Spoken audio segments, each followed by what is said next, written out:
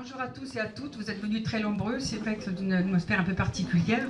Donc cette exposition est la 129e, qui va nous présenter comme d'habitude 6 artistes, mais avant de présenter les artistes, je vais laisser le micro à monsieur André Bedos, présent, maire adjoint à la culture, et ensuite à Jean-Claude Courdil qui va vous dire un petit mot. S'il vous plaît André.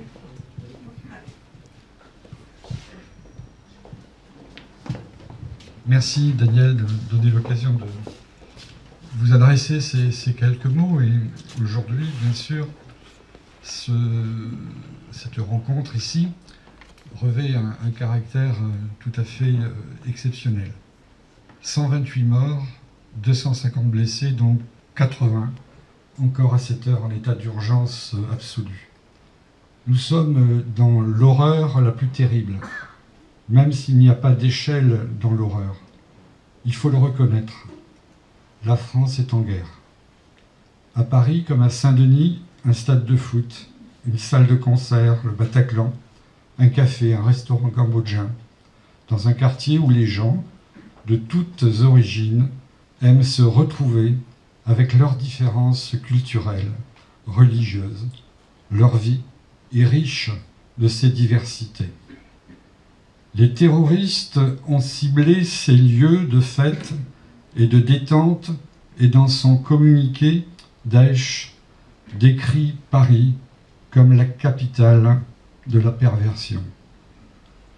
Les cibles de ces barbares sont les gens de la rue, agressés dans leur quotidien, car ce que détestent ces assassins, ce que veulent détruire ces barbares, ce sont les valeurs qui sont le socle de notre République. Et leur destruction commence d'abord par la culture, parce qu'ils savent bien que tout commence par la culture. Tout commence par la transmission du patrimoine culturel de l'humanité. Partager une émotion, vivre une émotion artistique ensemble, c'est le début de la fraternité. Il n'y a pas d'art et de culture sans liberté, sans égalité, sans fraternité. La culture, c'est la capacité de vivre ensemble.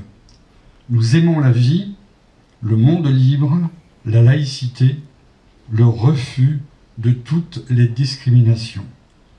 Nous aimons l'art, la culture. Aujourd'hui, la France, honteusement agressée, est en deuil. Le président de la République, par décret, a installé 3 jours de deuil national. Par respect pour ces morts et ces blessés et la douleur des familles, nous faisons face à cette horreur dans l'unité et la solidarité. Le préfet de l'Aude a demandé à tous les organisateurs de manifestations publiques, notamment festives, de les annuler et de les reporter à une date ultérieure. La ville de Gruissan appelle à respecter ces directives. Le cinéma, derrière nous, est fermé. Les festivités de demain sont annulées. Notre maire, Didier Cordorniou, candidat aux élections régionales, a demandé de suspendre la campagne électorale. Nous pensons aux victimes, à leurs familles, à leurs proches. Nous sommes dans le moment du deuil, et ce deuil doit se faire en acceptant les contraintes. L'état d'urgence est décrété dans tout le pays. L'association Poulet de Gruissan nous a invités à ce vernissage de cette nouvelle exposition.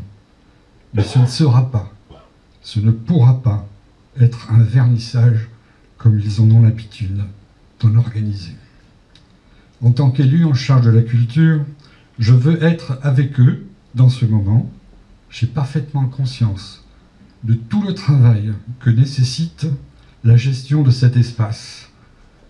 J'ai aussi conscience du fait que beaucoup d'entre vous ne connaissaient pas ces mesures avant de quitter leur domicile et de nous rejoindre.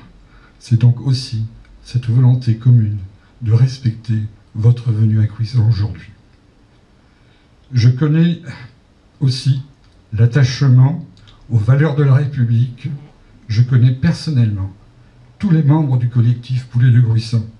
J'apprécie leur qualité de femmes et d'hommes de progrès, profondément humanistes. Ils sont engagés dans la promotion et le partage de l'art. Pour eux aussi, tout commence par la culture. Par notre présence ici, et maintenant, ensemble, rendons hommage aux victimes. Dans ce deuil, cette compassion envers les victimes, soyons unis, soyons fiers de porter nos valeurs, avançons ensemble vers un monde meilleur, vers la paix, vers plus de démocratie. Merci pour votre attention.